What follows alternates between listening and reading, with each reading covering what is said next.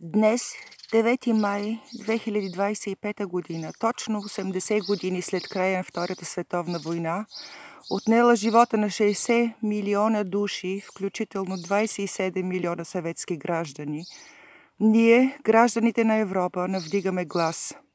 Срамуваме се от нашите правителства и Европейския съвет, които не са научили уроците от 20 век.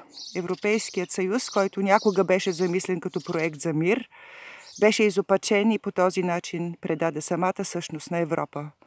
Затова днес, 9 май, ние, гражданите на Европа, поемаме съдбата и историята си в свои ръце. Ние обявяваме Европейския съюз за провал. Започваме с гражданска дипломация и отказваме планираната война срещу Русия. Ние признаваме съвместната отговорност на Запада, европейските правителства и Европейския съюз в този конфликт.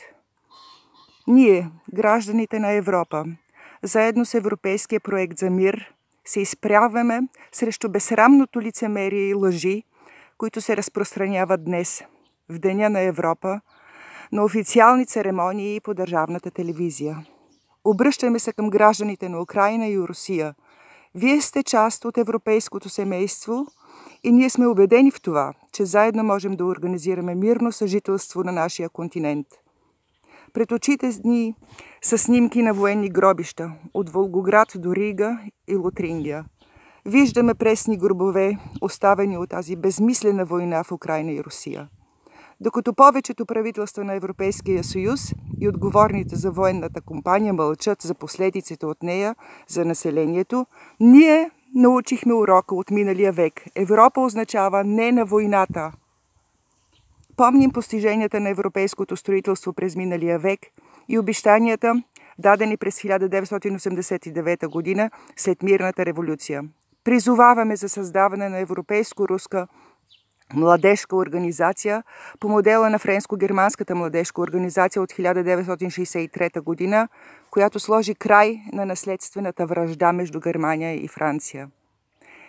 Искаме прекратяване на санкциите и възстановяване на газопровода Северен поток-2. Отказваме да харчим данъците си за оръжие и милитаризация за сметка на социални програми и инфраструктура. В рамките на мирната конференция на ОССЕ ние призоваваме за създаване на европейска архитектура за сигурност с Русия, а не срещу нея, както е предвидено в Парижката харта от 1990 година. Ние призоваваме за създаването на неутрална Европа, свободна от влиянието на САЩ и играеща посредническа роля в един многополюсен свят. Нашата Европа е постколониална и постимпериалистическа.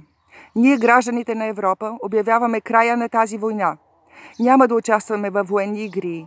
Ние няма да превърнем нашите съпрузи и синове във войници, нашите дъщери в медицински сестри, в болници и нашите страни в бойни полета. Предлагаме незабавно да изпратим делегация от европейски граждани в Киев и Москва, за да започнем диалог. Вече няма да стоим и да гледаме как нашето бъдеще и бъдещето на нашите деца се жертват на олтарна на политиката на властта. Да живее Европа, да живее мирът, да живее свободата.